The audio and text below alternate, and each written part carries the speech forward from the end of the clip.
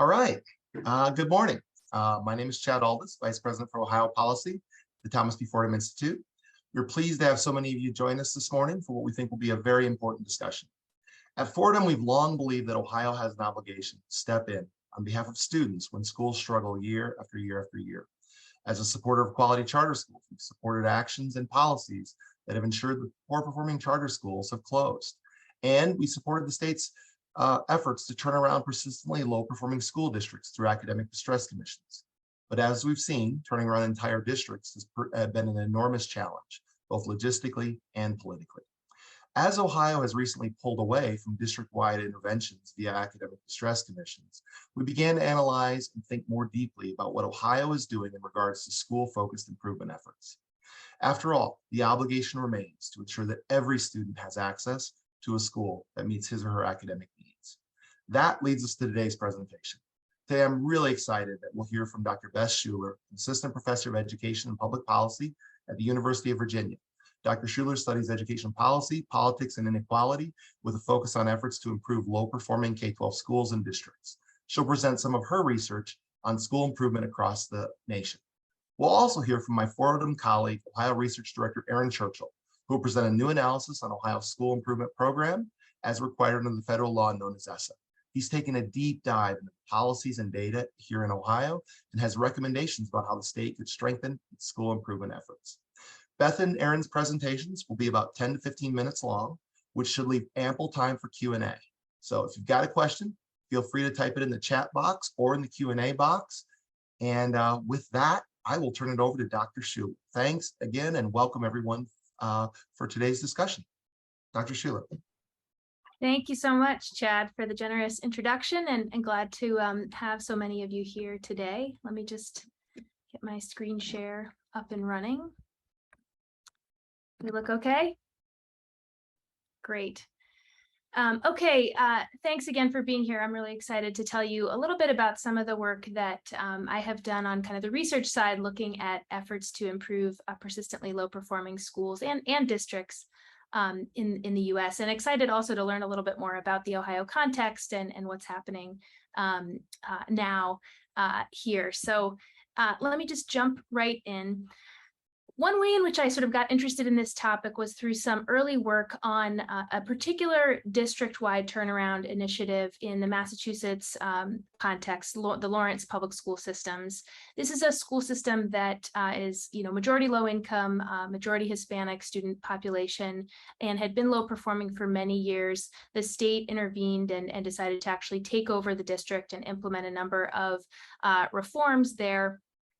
This was around the decision was around 2012, and they sort of started implementing in 2013. So this is prior to the kind of most recent ESSA generation of turnaround reforms.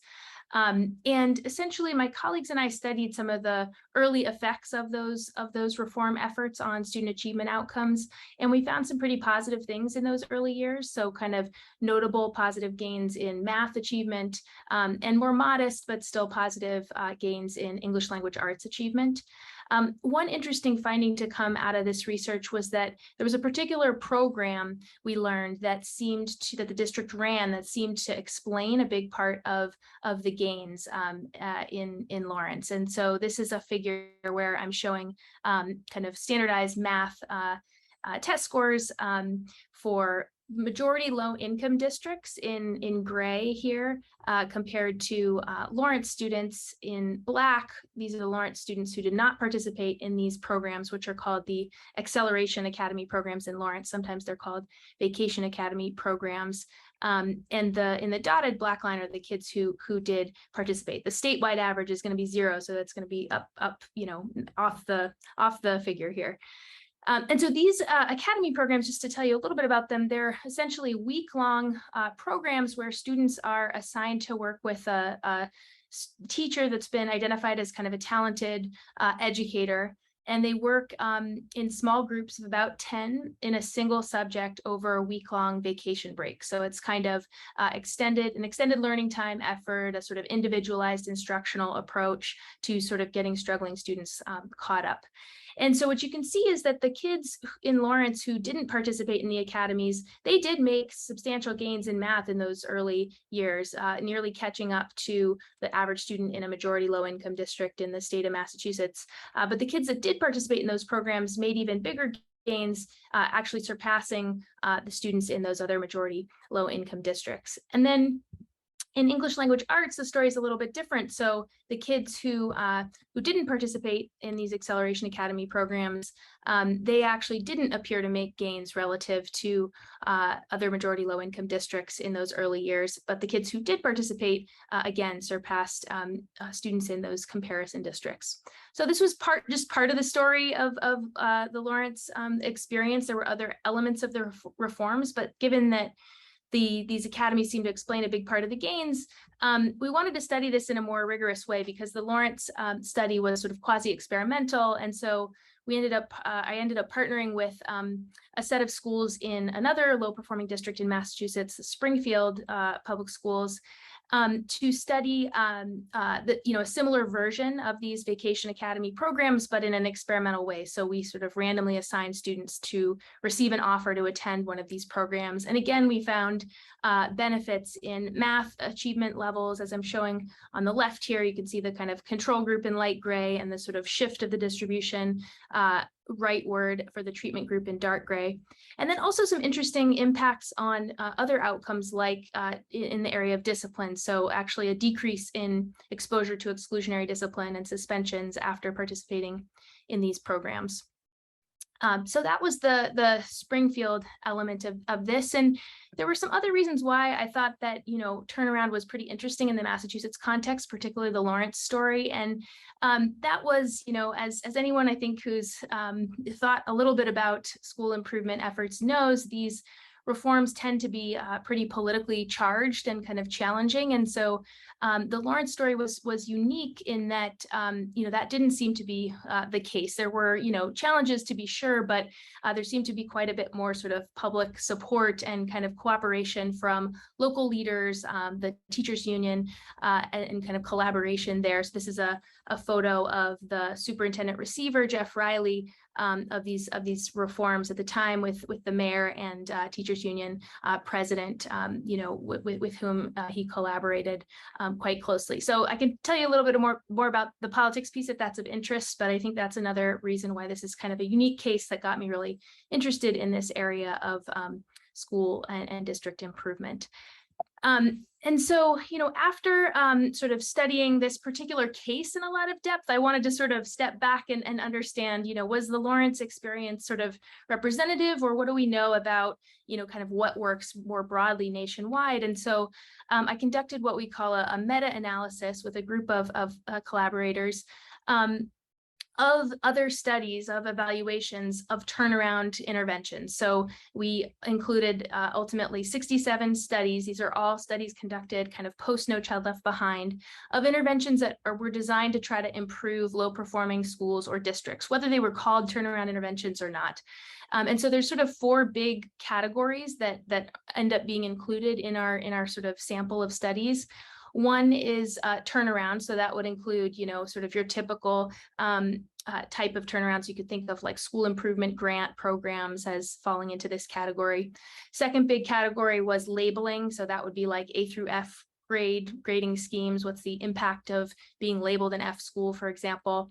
Third category was charter conversion. So converting a traditional public school to a charter. And then the fourth category was actually school closure. And we included those categories because those are things that the federal government has, in previous iterations of its turnaround policies has kind of included as, a potential response to persistent low performance.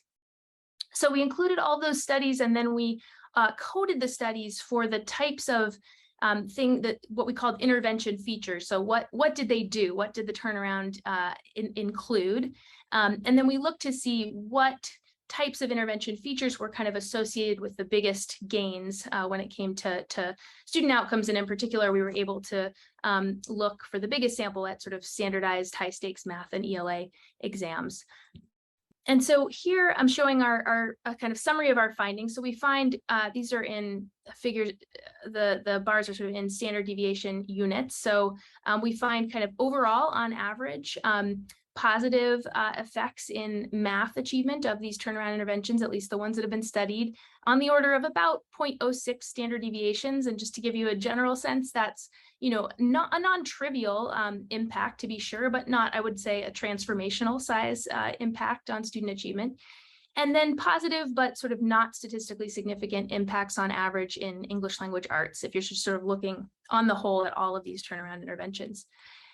Then when we looked at sort of the intervention features that seem to explain the biggest gains, there were two that sort of stood out as both large and statistically significant for both subjects, both math and English language arts. And those were teacher replacements. So here we coded studies that indicated the reform included kind of replacing at least half of the teaching staff in the context, whether it be a district or a school. And the second intervention was extended learning time, which could include a range of things from, you know, tutoring to extending the year, extending the day, et cetera. And then there are a number of, you know, intervention features I think are interesting to note, sort of didn't seem to kind of generate additional gains above and beyond, you know, including. So this is, I should say, a model where we're including all of these intervention features at once. So we're sort of able to kind of compare them across all the intervention features. So it doesn't look, for example, like curricular change or teacher PD did much, at least in these contexts, above and beyond extended learning time and these human capital reforms. A couple of other key findings that came out of the meta-analysis that I thought would be worth mentioning, you know, the figure I just showed you was focused on high stakes math and ELA exams, but we also, for a subset of the studies, could look at the impacts on low stakes STEM and humanities exams and found large positive or, you know, moderate to large, I would say, positive impacts on those low stakes exams. So it doesn't seem like the effects are sort of just driven by kind of gaming or sort of, you know, accountability, just the, you know, which we always worry about with kind of accountability pressure. And then suggestive positive effects on attendance, discipline, and high school graduation. We just have a smaller sample for which we can look at those outcomes, so we can't really expect to kind of have statistical significance there.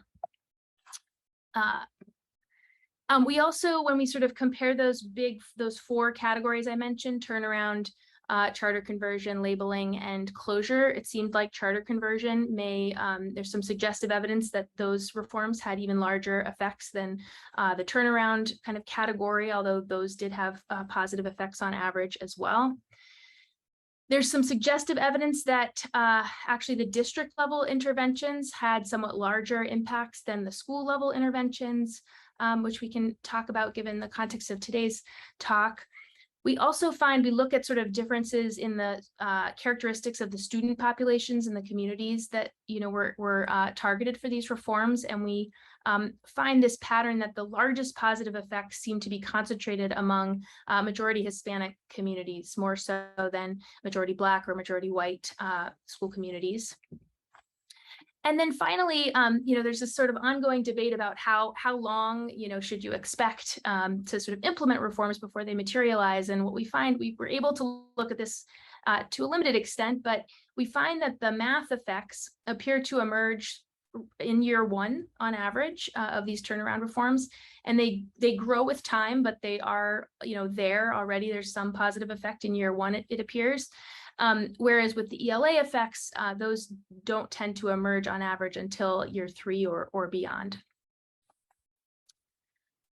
One more study I'll tell you about before you know, turning it over to Erin here. I was also interested in particular in this component of sort of state takeover, in part because, you know, the Lawrence case had been a sort of positive proof point of state takeover. And I wondered, you know, was that a key aspect of those reforms, or could they have done those reforms without this sort of state takeover component? And so we looked at sort of this question nationwide, at least within this window for which data are available from 2011 to 2016.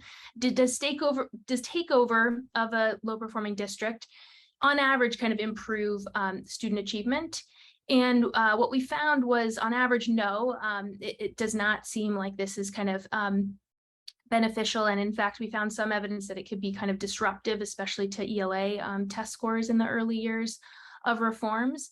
But there's quite a bit of variation when we sort of look across the districts that have been targeted for these reforms. So here I'm sort of plotting the effect of these reforms in standard deviation units in math and then ELA by district. And so, first we see that Lawrence indeed is kind of a positive outlier here, positive effects in math and in where's Lawrence? In ELA.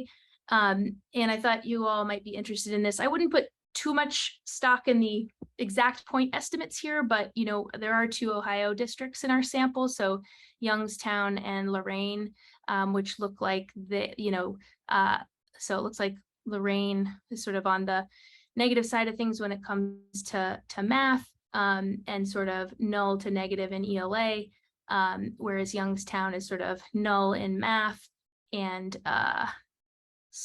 small positive effects in ELA. So I don't know too much about those contexts, so interested to hear your reflections and thoughts about those things. Just thought I'd bring in something about the local context if I could.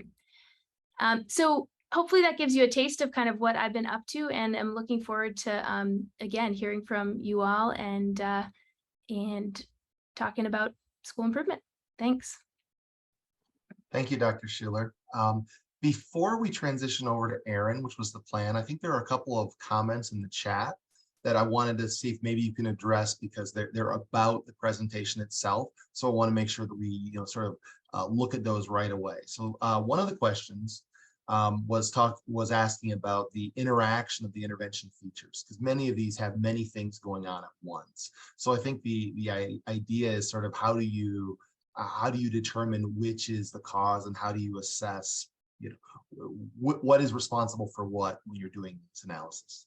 Yeah, that's a great question and a really, I think, important point. Thanks for that comment, Amanda. So, unfortunately, I think we're sort of limited in our ability to kind of get at those interactions, which I think potentially could be really important, right? Like maybe PD is not in and of itself necessary, but perhaps it's necessary in conjunction with some other type of reform. And that's something that we don't really quite have the sort of sample and power to kind of detect in this particular study, but I agree could be really important.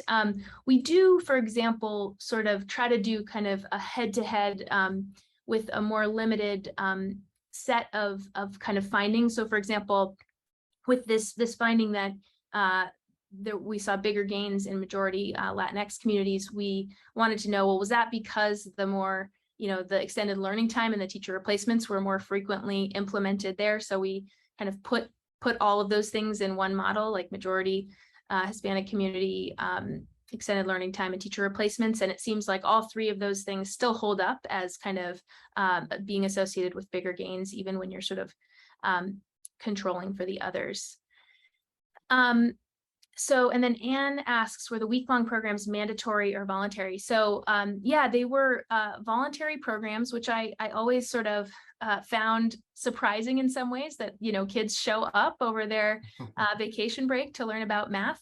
But, I was sort of impressed, I think, with the folks who ran the program really sort of do a lot to, create a really positive, rah-rah kind of culture around these programs. And it sort of becomes something that, kids and families really want to kind of get into and to participate in. So there's, and there's sort of incentive programs, and they, it becomes kind of they try to make it a big deal and make the announcement a big deal. But I do think it's important to keep in mind, because potentially if other districts are trying to replicate these programs, it's very possible that the kids who kind of need the programs the most may not sort of get captured if they're voluntary. So something to keep an eye on. That's fantastic. Thank you. And thank you for the great questions. And now we will transition to Aaron Churchill. So Aaron, what have you found in Ohio? All right. Well, thank you, Dr. Schueler, for the great presentation. And I promise there won't be standard deviations in my presentation, but that is great to know and fantastic. We love getting in the weeds with the wonky empirical analyses, and glad you're able to join us this morning to tell us a little bit about what you find nationally. In terms of what I did in Ohio, We looked at Ohio's ESSA school improvement program as required under federal law. And let me just share my screen because I have slides too. Okay.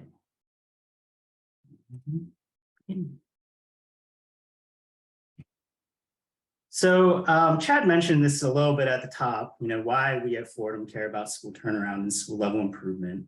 We do think there's a moral obligation for the state to step in, especially when schools are not doing well year after year. And actually our governor mentioned this in a statement he released in 2019 in the midst of the debates over the academic distress commissions. He said the state has a moral obligation to help intervene on behalf of students stuck in failing schools. And we certainly agree at Fordham. Schools do play an important role in student success. Students that receive a poor education, we know are more likely to struggle as an adult. And state policymakers have a responsibility to steward quality schools and help to work to improve the low performers. There's some kind of, you might be asking yourselves why we're talking about this right now. Politically, as Chad mentioned at the top, Ohio is sort of backing away from intervention efforts in entire school districts. So the academic distress commission model in the last budget bill was weakened and allowed some of these districts, Lorain and Youngstown and East Cleveland to get out of some of the state takeover and oversight. We know also that closing low performing schools is certainly a possibility. It's also challenging politically. There's some evidence that closing schools permanently can benefit students, especially when they're nearby quality options. State policy, however, generally doesn't require closures. There is an exception in Ohio with their automatic closure law for low performing charters, but it's very difficult to sort of write a law that says you must close, especially when you're a school district type school. And school level improvement programs, there is some logic behind targeting the school as opposed to the entire school district. They are the organizational units that are closer to teaching and learning and to students. You can tailor interventions potentially to the specific needs of schools. And as Beth mentioned a little earlier, it can improve student achievement. There is some evidence that done well, it can help kids do better in math and English language arts. And finally, it's a federal requirement under the Every Student Succeeds Act. So what I did in this report was I took a look at, got a little bit under the hood in terms of what Ohio is doing to implement school improvement efforts under federal law. It's sort of a general introduction. It's not an evaluation of the program. So I don't do anything sort of heavy duty in terms of looking at the evidence, but it's more an introduction on the policies and how Ohio is implementing it. Here's the basic requirements of ESSA for states. So first of all, they must identify the lowest 5% of Title I schools and any school with four-year graduation rates below 67%. And these schools are called, are referred to as being in comprehensive support and improvement status, or CSI, not to be confused with the TV show.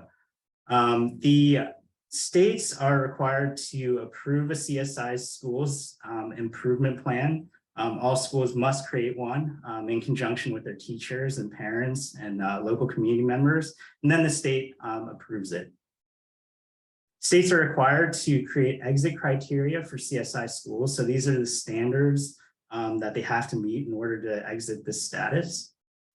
ESSA requires CSI schools that fail to exit after a certain amount of time to impose what they call more rigorous interventions. We'll talk a little bit more about what this might be, but there is a provision in ESSA that requires these more rigorous interventions. And lastly, ESSA requires states to set aside 7% of their Title I money and send it out as federal school improvement grants to eligible schools.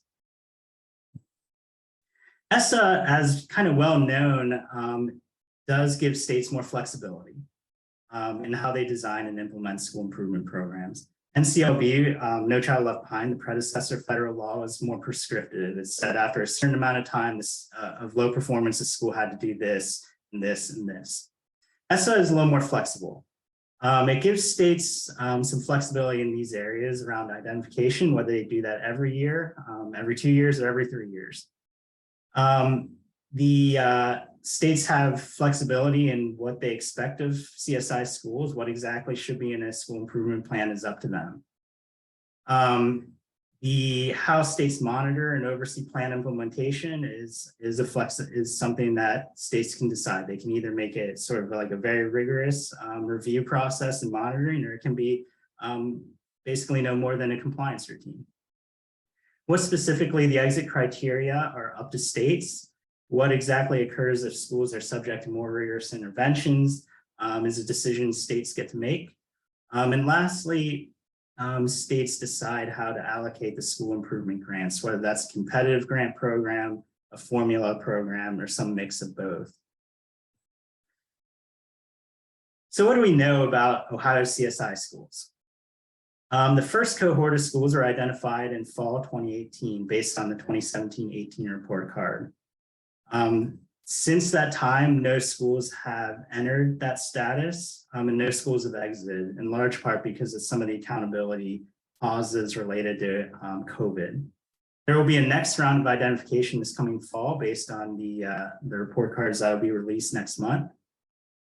285 schools were identified in fall 2018. There's a mix of district and charter schools, and 41 schools have since closed. That leaves 244 schools open, if you can do the math, and they enroll 112,000 students in Ohio, not an insignificant sum of students. And most schools are located in Ohio's urban communities, including the Big 8, and then 74 schools are located outside their cities. I took a little bit of a look at the academic performance of CSI schools. As one might expect, given the identification criteria based on report card measures and graduation rates, the academic performance is low in CSI schools. If you look on the left-hand side of the chart, these are the average performance index scores for CSI schools. This is a measure of academic proficiency of the students. CSI schools in the Big 8 perform especially low relative to the statewide average and even the traditional Big 8 district average.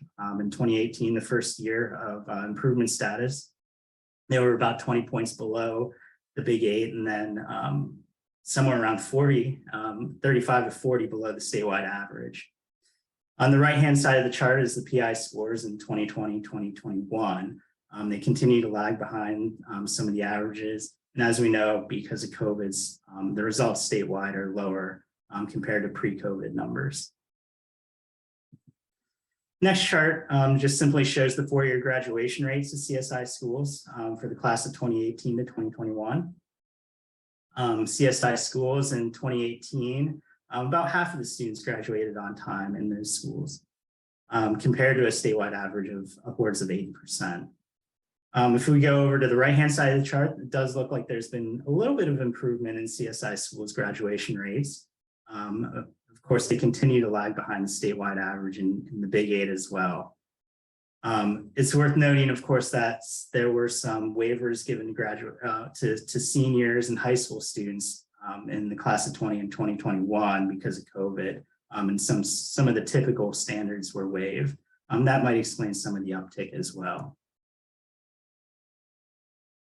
This chart looks at the school improvement grant program that Ohio administers. Again, 7% states must set aside a certain portion of Title I money. That's the federal grant money that states get to send to schools that are low performing. What we see here, there's been one round of school quality improvement grants, or SQIG, in 2019, shortly after the first cohort was identified. Ohio allocated most of the dollars via competitive grants, so eligible schools would have to apply for the funds and the state would approve the grant. The chart on the right shows that CSI schools received about 34% of the overall set aside that the state was required to divvy up through this program. And then on the left-hand side shows that most of the dollars actually went to less severely challenged schools. So these are called targeted support and improvement schools. It should be TSI, not TS, but they're schools with one or two subgroups that are not performing well. But despite their less severe challenges, they actually received a larger portion of the SQIG money relative to CSI. When we look at it on a per pupil basis, however, CSI schools actually receive slightly more. And the reason for that is there are more TSI schools. Again, these are less severely underperforming schools, but there are more of them. A couple of strengths we note in the report of Ohio's school improvement program is as follows. So one, Ohio has developed what they call the Ohio improvement process, and this appears to be like a planning tool that helps guide educators and school leaders in creating an improvement plan. The state has a pretty widespread network of regional support networks, so you can tap into your regional education service center to get help, state support teams. Ohio has developed an evidence-based clearinghouse, so this is an online tool that educators can find particular curriculum and programs and see whether the research backs it when they're looking at what to implement. Ohio has a peer-to-peer network where educators can reach out and get advice or help or whatever they need. And then there is, Ohio has developed a school improvement diagnostic review, and there's not a whole lot of information about it, but it does sound promising because it actually provides a more of an in-depth look for schools in terms of their strengths and weaknesses, and provides some feedback, on-the-ground feedback to try to help them improve. There are some areas where it's not quite as clear what is happening in Ohio's school improvement program, and some potential areas where the state could look to strengthen the way it works with low-performing schools. One is it's not entirely clear what the state expects of CSI schools in terms of the practices or materials or programs that they use. And I think that would be an area where the approval process could be clearer and more concrete. There's not really, to my knowledge, a real clear process for feedback and oversight in terms of plan implementation and accountability for holding schools accountable to what they promise in their improvement plans. The exit criteria are somewhat unsettled. They're actually defined in Ohio's ESSA plan, and there were some proposals to actually modify them quite significantly. And it's an area where these performance criteria need to be settled and make sure the schools know what's expected of them to exit. More rigorous interventions is an area where the state I think could really improve and create more clarity around what happens if you fail to exit year after year. There's a description of them in Ohio's ESSA plan. It's very brief, and some of the interventions, seem like they're a little more than additional technical assistance. So I think we as a state do need to be a little clearer about what happens when schools don't exit. There's also a school restructuring law and statute. And this is I would say it's pretty serious stuff. It either requires sort of this whole school turnaround where you start replacing staff, convert to a charter school or close the school. However, it's not exactly clear when I read it whether it applies in these circumstances. And then the last area I just want to note is how schools are spending SWIG money could be made clearer. And what will happen with the next administration is something we should keep an eye out for. We do have some policy recommendations, sort of what everybody's been waiting for, I'm sure, if you made it this far. So we recommend the following. One is simply displaying whether school is in CSI status on their report card and include a link to their improvement plan. Improvement plans are a little hard to find. You have to dig pretty deep to try to find them. And I think it would be useful for the parents and the communities to be able to access that pretty easily. We should insist that CSI schools adopt high quality practices, materials, and programs through the plan approval process. We should conduct biannual site visits in CSI schools that provide feedback on leadership and instructional practices with reports made available. For CSI schools subject to more rigorous interventions, those should happen annually. And this is sort of leveraging that school improvement diagnostic review, potentially harnessing that a little more strongly. Fourth is require CSI schools subject to more rigorous interventions to implement practices that have the strongest level of effectiveness. And then the final ones are as follows. If CSI schools continue to fail, require the school to significantly restructure or close. So this is potentially operationalizing the restructuring law and statute. And if you're in like year 6 or 7 of CSI status, then those provisions start to kick in. Number 6 is dedicate upfront a larger proportion of SQUIG funds, those are the school improvement dollars for CSI schools, and provide larger competitive grants to those committed to implementing effective practices. Disclose in an accessible format each SQUIG award and uses for those funds, so some transparency around the dollars. And lastly, release an annual publication that summarizes the school improvement efforts of the state and track the academic progress of CSI schools, which is ultimately what we want to see, improvement in student outcomes. So that's everything. And I see some things in the chat box, and I'll turn it back over to Chad. You can check out the report online if you want to dig deeper. Thanks, Aaron. Great information. Please do check out the report online. Aaron did a tremendous amount of analysis of an area of Ohio law that is generally not very well understood.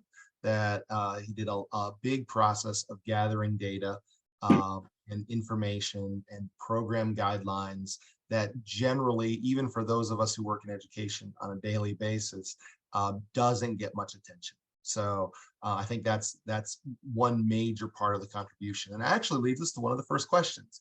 Amanda had a comment that I think was very, very well stated, relating to, and I think this is accurate, Aaron's presentation. It wasn't a student level data analysis. That's why he didn't have the standard deviations in, which he joked about. But by going through and gathering I think the value add in the report, at least as I see it, is by going through and gathering data that is not getting any attention and program requirements, that was and kind of compiling it into one place.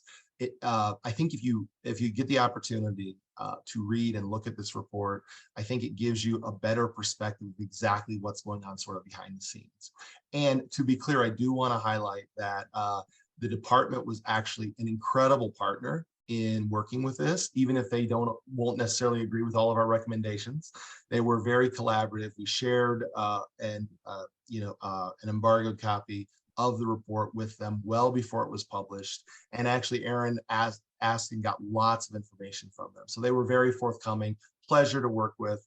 And while these recommendations we believe would make the program better, we also understand it's a dialogue. And so anyway, that's the long answer, but I thought Amanda had a really great point in there, and I wanted to address it because we actually valued the partnership with the department on this. It was far from a gotcha type thing. So Aaron, anything you want to add on that? Because I talked way too much probably. No, I think that's true. Standard deviations were not part of this report. Hopefully there will be an evaluation of Ohio's school improvement program, especially as we start to get more data post-COVID and the test scores are not affected in that way. It's something that the state should certainly invest some money in having an independent evaluation of whether these programs are having an effect. Also, in terms of, as Beth was talking about, what are the specific interventions that are really working the best for kids? Is it extended learning time? Is it, really trying to wrap your arms around who's teaching and getting effective teachers in the classrooms? We need to know that kind of things because we need to, have some information that can help, school leaders and communities understand, what's working most to move the needle on student achievement in schools that need it.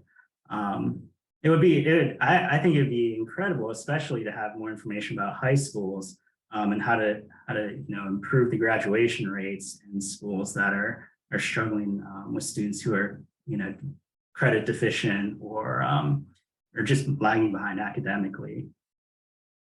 Great. So Luke Reed had a couple questions, Aaron, I think that were directed toward your application in Ohio specifically. The first one is an FYI that he offered to the group. For FY23, the state issued a formula grant called Title I Non-Competitive Supplemental School Improvement. He's guessing this is temporarily taking place of school improvement grant in 2018-19, which was competitive. Anything you know about that, or is did that come up in your background research? Yeah, my understanding, so with the school quality improvement grant program, is that the state ran the competitive program first and allocated dollars that way. And then any school that didn't receive a competitive grant would be eligible for the formula grant. So whatever is left over went out to eligible schools through a formula. Most of it, as I mentioned in the presentation, was sent out through competitive. So this is probably a notice on for schools that are not receiving competitive grants, that they're going to receive a formula grant, or potentially applying for the formula grant. Great. And then one last comment from Luke here. He wondered if we had thoughts on tailoring some of this process for schools serving special populations. For example, the four-year graduation graduation rate metric does not account for individuals who receive services through an IEP in Ohio and may elect to stay in school until their 22nd birthday. Did you, and specifically, I guess, did that mean in the data you found that schools focused on serving students with disabilities that were high schools were automatically on this list for federal intervention, or does the state sort of already account for that? Because there's certainly a lot of charter schools that do fit into that category. Yeah, that's a great question, Luke. So the graduation criteria is set in federal law, so that's not something the state, I think, can sort of get out of. But there is a good question about, how do we raise graduation rates in schools where students might be behind, in terms of credits, or having dropped out, and are coming back and they're already behind. So a number of, for instance, dropout recovery schools are actually identified. Dropout recovery charter schools are identified as in comprehensive support improvement. So I think it's something, some thought needs to be given around, what are some of the activities and programs that can help students who are behind in attending dropout recovery schools, and to improve their graduation rates. I mean, the first thing that comes to my mind is extended learning time, and really trying to make use of learning time, so that students can meet that on-time graduation date. Can I add one thing on this topic? I think it's a good point from a research perspective, in that I think there is some evidence to suggest that accountability policy can sometimes be accompanied by, or sort of spur on, kind of strategic reclassifications and kind of gaming behavior that does kind of disproportionately impact special education students. And so I think it's not a particularly well understood phenomenon how various subgroups are impacted by turnaround policies and programs, but I think special education students in particular might be one to really keep an eye on. That's a great point. Thank you, Dr. Schueler, for adding that. So then you have a comment in the chat box. Do we know how CSI schools were impacted by COVID-related learning disruptions? For example, were these schools that disproportionately had less in-person learning than others? So this specific question hasn't been looked at in Ohio, but I do have to give a plug to a couple of researchers in Ohio who've done some of the best research I think I've seen related to learning losses and and mode of learning during the pandemic. And that are Doctors Vlad Kogan and Stefan Levartu from Ohio State, who've done some really great research. I don't think they've tackled this specific question, but you never know. At least one of them was in the session earlier, so maybe this will be some motivation to tackle it in the future. Yeah, I think to Dr. Schueler's question, what we do know about COVID-related interruptions in student learning is that it affected. From their research, it affected the schools that went remote for the longest time, and those were typically schools in the larger cities. And if you look at which schools are identified as CSI, they are disproportionately in the larger cities and urban communities that were probably more likely to be remote for the longest. So I would imagine and this is speculation, is that, you know, the disruptions are more significant for students in CSI schools relative to sort of the state average. I think whether they're larger relative to other schools in their community is a tougher question. I'm not sure we would have any answers to that. Very good point, Aaron. All right, I don't see any more questions in the chat box, so now everyone's going to be subjected to my questions of them. So, and I had some prepared ones, but their presentations actually raised other questions in my mind. So this is going to be sort of like completely just impromptu. My first question is for you, Dr. Schueler. One of the things that was really interesting as you looked at the interventions that surprised me was that when you were looking at the effectiveness of the various interventions, the teacher replacement seemed very positive, but principal replacement seemed very negative. And I think as people think of reforms, you think, wow, replace a building leader and so much follows and building leadership is so important. But the data showed it didn't have nearly as much impact in your research. Any thoughts on that, or what might drive those things? Because it's one of those things that's slightly maybe a little against conventional wisdom. Yeah, thanks for that question and for noticing. And it was something that surprised me to a certain extent as well, given this sort of shadow case I have in my mind of the Lawrence experience, which is sort of known to be a proof point in which there was not a huge amount of sort of teacher replacements, at least in those early years. There were some, but there was much more. They were much more aggressive at sort of replacing school leaders, and so there are, of course, cases you can point to where really positive effects were sort of achieved without really significant teacher replacements. The other thing to keep in mind about that figure is that, I think again, we were in that model, we're sort of including all of those intervention features in one. So the idea is sort of like, once you account for teacher replacements, principal replacements are no longer kind of a statistically significant positive predictor of achievement gains. And so, those two things, sometimes go hand in hand, right, in some of these turnaround reforms.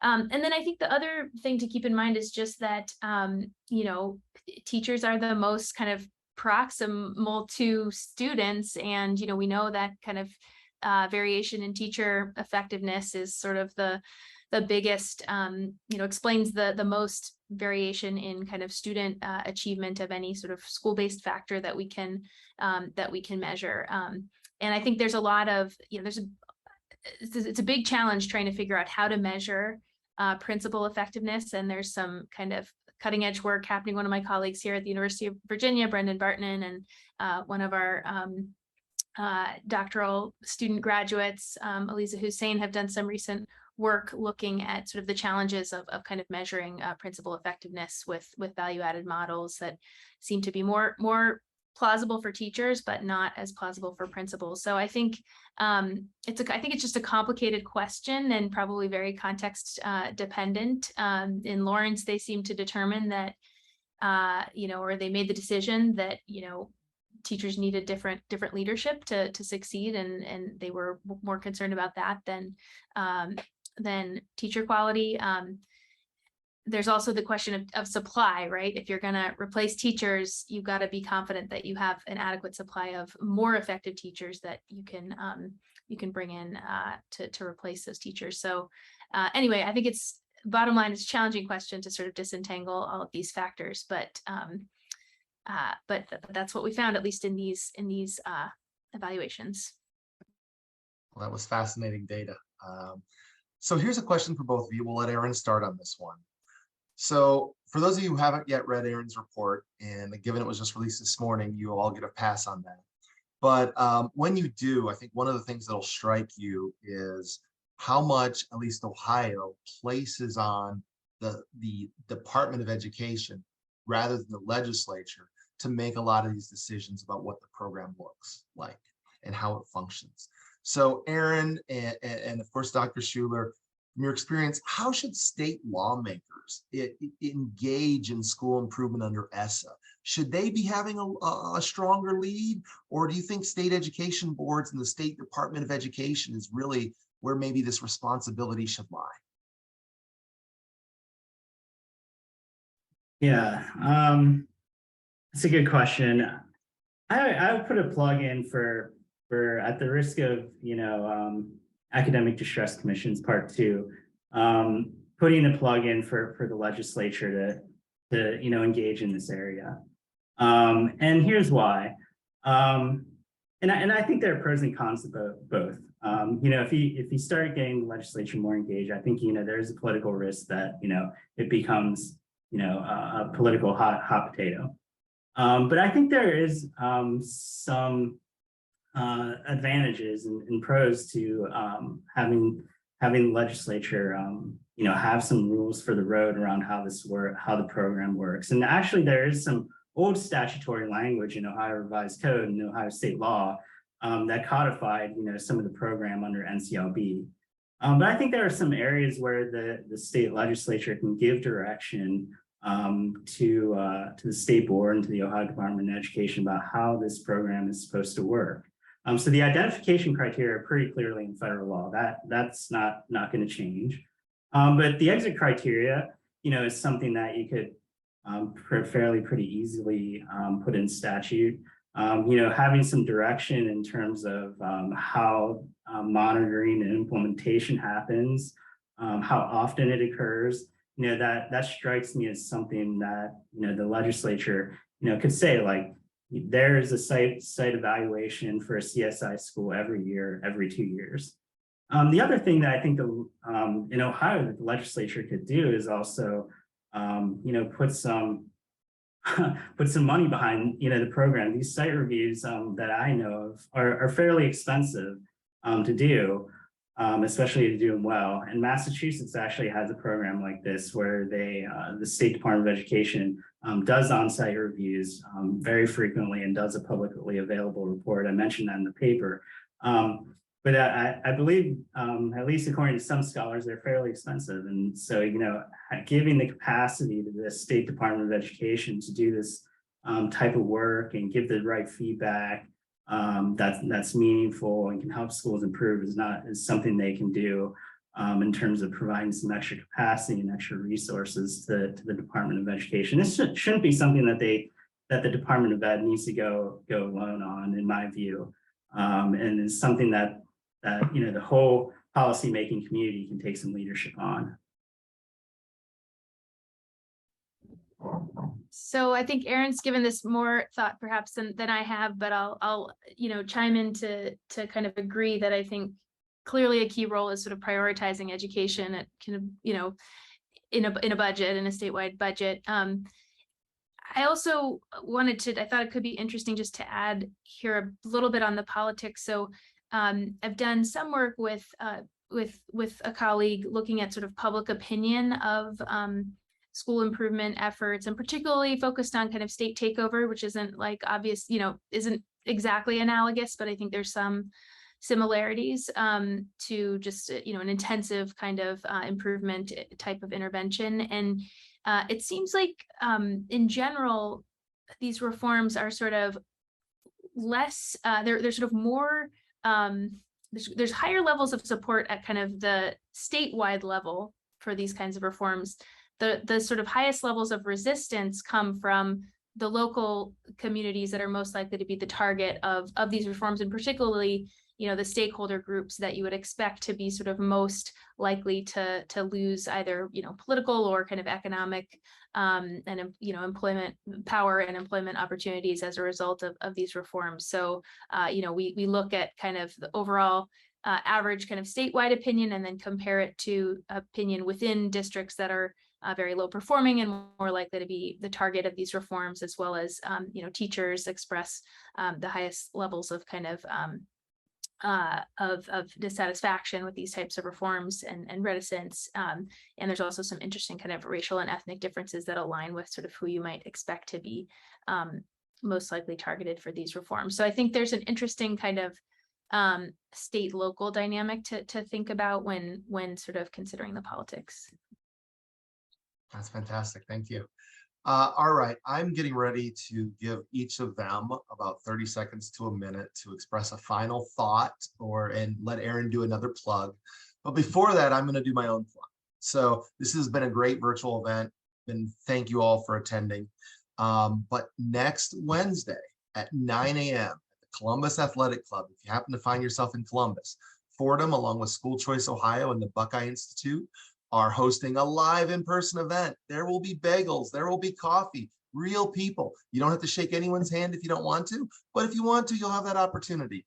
I will be moderating, so apologies in advance, but we've got a presentation about universal choice, universal school choice. Is that what's next in Ohio or not? Good idea, bad idea. We've got a couple national folks we're bringing in for this event. Darrell Bradford, the president of 50 CAN, will be there, along with Dr. Matthew Ladner from Arizona, who might be able to bring some perspective on Arizona's new universal ESSA. So it should be a great discussion. And so we'd love for you all to register and join. You can get the information on signing up for that on our website. And perhaps even might even be dumped into this chat before they finish their answers. So 1 minute each. What are your takeaways and what do you want the audience to hear? And thank you again, by the way, Dr. Schueler and Aaron, for a great presentation today. Yeah, I'll let Dr. Schueler have the final word on this. You know, I think the big takeaway from this is, in my view, is that, you know, our experience with the district level reform efforts and then moving into potentially looking at strengthening our school level improvement efforts is that it takes, you know, some leadership, some commitment to sticking with the reforms, you know, not expecting, you know, miracles overnight, but just sticking with, you know, some of the basics, insisting on effective practices and things that, you know, the research has shown works well for students is really key. And I think, you know, if we can sort of chart a course, make course corrections if we need to, but, you know, remain committed to trying to work to improve the outcomes in low performing schools is something that, you know, all policymakers in Ohio should continue to work toward. And I'll let Beth have the final word. Thanks, Aaron and Chad, and thanks again, everybody, for being here and for having me. Yeah, I'll just add that I think, you know, in some ways, this topic of sort of turnaround in school and district improvement has, in some ways, been sort of, you know, kind of lost favor with education policy audiences in recent years, and in some ways for good reason, right? We've had some distractions and some unprecedented changes and disruptions to our school system. Last thing is just that I think, as Aaron alluded, there's probably a lot of overlap between the lowest performing schools and, you know, the communities that were hardest hit by the pandemic's impacts educationally and otherwise. And so I think it's a moment to really, you know, to sort of revive an interest in this area. So glad that there was good attendance today. Thank you all very much for joining us. Have a great Tuesday, and we hope to see you all next week on Wednesday. Thank you.